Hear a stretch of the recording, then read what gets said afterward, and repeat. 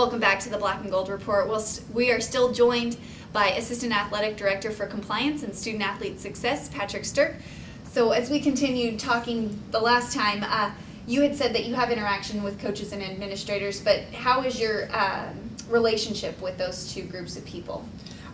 It's very positive. I've been very pleased while I've been here at UNCP that the coaches, they really understand the importance of doing things the right way. So sometimes at a school you'll hear about the compliance department, they're the enemy, they're trying to, get the teams in trouble and catch stuff. But I mean, that's not the job. My job is to be here as a resource to make sure that things get filed so we don't get in trouble, that we do things the right way so we don't have to, lose scholarships or forfeit games later on.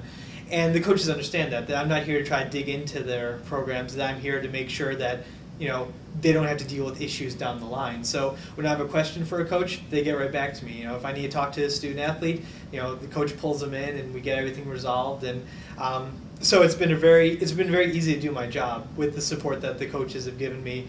And same from the administration side. Financially, it's been great. Registrar's office, the faculty when I've met with them about issues. So, we have the right people here to get done what we need to get done, and it makes it a very good environment.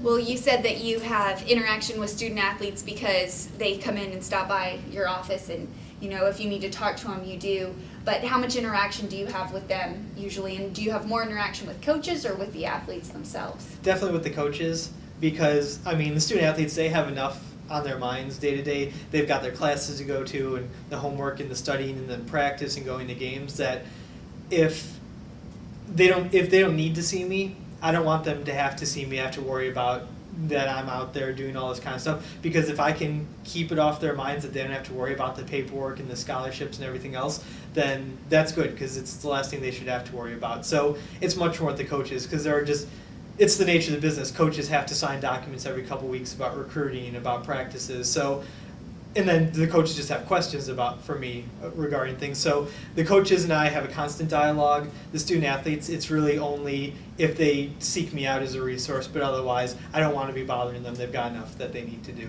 Right. You've told us a little bit about what your job entails. What would you say is the most satisfying part of being an assistant athletic director for compliance? And at the same time, what's the most painstaking or difficult part of your job?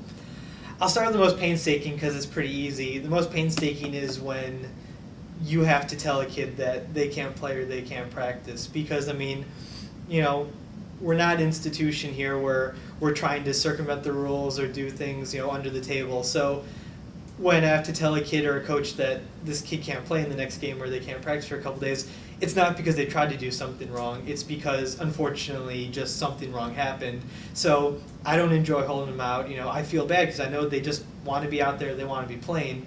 So that's the worst part. But conversely, though, the most satisfying is that when we get those kinds of things resolved, or even better, when we can cut those off before a problem happens. There's things that come up just in the ordinary course of running the athletics department where, had we not caught something in time or double checked our work, we could have been in trouble. There could have been something that would have cost the kid his eligibility maybe, but instead we got it fixed. So then when I go to that sports contest, I see the kid out there, and it's gratifying to know that, whether they realized it or not, now he can just go out and enjoy the game instead of worrying about, is he going to be eligible? Can he come back next year? All that kind of stuff, is to just know that you played some small part in helping this team operate.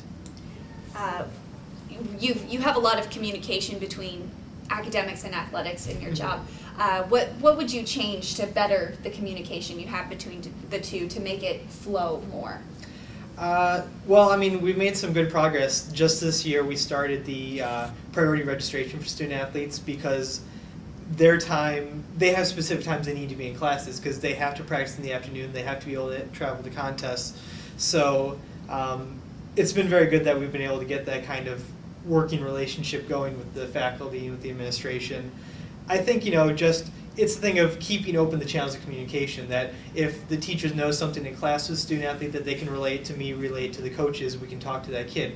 Conversely, if the coach knows something's going on with the student athlete in his home life, he can let the teachers know that, hey, this is why this kid might be struggling right now. So it's really about just fostering open communication, that, we put kids in a place where they can succeed because we're working to do what we need to for them.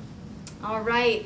Well, we're going to take our second break, and when we come back, we're going to be seeing a video on football's darkest Elliot by student intern William Peterson. Stay tuned.